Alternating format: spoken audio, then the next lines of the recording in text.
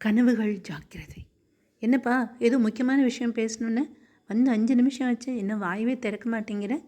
பார்க்கில் அமர்ந்து கொண்டிருந்த நண்பன் கணேசன் கேட்க, எங்கேயோ இலக்கின்றி பார்த்து கொண்டிருந்த கண்ணன் கணேசனை நோக்கி திரும்பினான். அவன் கண்களில் கலக்கமும் முகத்தில் இறுக்கமும் தெரிந்தது. மை காட், என்னாச்சு உனக்கு? உன்னை பார்க்கவே சகிக்கலை. Anything wrong? கணேசனின் கேள்விக்கு பெருமூச்சொன்று விட்டபடி கண்ணன் பதில் சொன்னான்.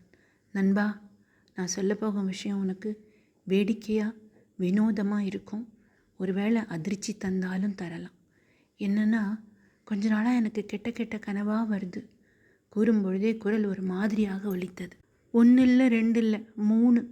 எங்கள் எதிர் வீட்டில் கோபால் அர்ச்சகர் 5 கிலோமீட்டர் தூரத்தில் இருக்கிற பெருமாள் கோயிலுக்கு தான் தன்னோட 2 வீலரில் போவார். அவர் ஆக்சிடெண்ட்டில் உயிர் போகிற மாதிரி கனவு வந்துச்சு. அடுத்த நாளே அதே மாதிரி ஆகி மனுஷன் ஸ்பாட் அவுட்டு. அப்புறம் 2-3 நாள் கழித்து இடி விழுந்து ஒரு ஆட்டுக்கொட்டில் முழுவதும் எரிஞ்சு பஸ்பமாகிற மாதிரி கனவு.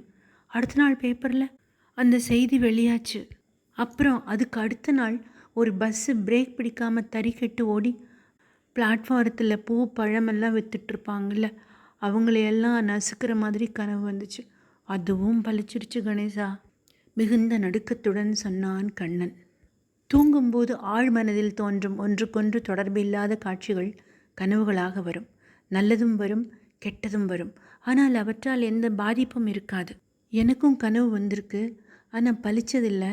நம்புடா கணேசா, சத்தியமான உண்மை. கண்ணனின் வார்த்தைகளில் தென்பட்ட வீரியம் மற்றும் அவன் முகத்தில் கண்ட பீதி கணேசனை நம்பும்படி செய்தது.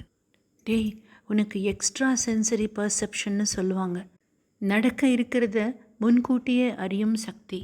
கணேசா, எனக்கு இதிலிருந்து விடுதலை வேண்டும். Please help me. எனக்கு தெரிஞ்ச ஒரு சைக்கியாட்ரிஸ்ட் இருக்கார். அவர் செமினார் அட்டன் பண்ண ஜெனீவா போயிருக்கார். திரும்ப 1 மாதம் ஆகும். அது வரைக்கும் கொஞ்சம் பொறுத்துக்கோயேன். ஐயோ, என்னுடைய கனவு இனி எத்தனை பேர்த்த காவு வாங்க போகுதோ? இந்த தடவை கனவில் மாட்டிக்கொண்டவன் கண்ணனேதான். கனவில் 2 வீலரில் செல்லும் பொழுது ஒரு கார் இடித்து தரையில் உருண்டோடுவது போல பயங்கரமான காட்சி. பல நாட்கள் பஸ் பிடித்து ஆஃபீஸ் சென்றான்.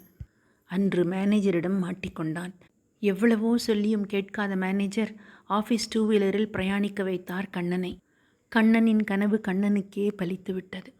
இந்த விபத்து அவனுடைய கனவு விபத்தை மாற்றிவிட்டது. இப்பொழுதெல்லாம் கண்ணனுக்கு கனவே வருவதில்லை. அப்படி வந்தாலும் அது பலிப்பதே இல்லை. ESP மறைந்து விட்டது.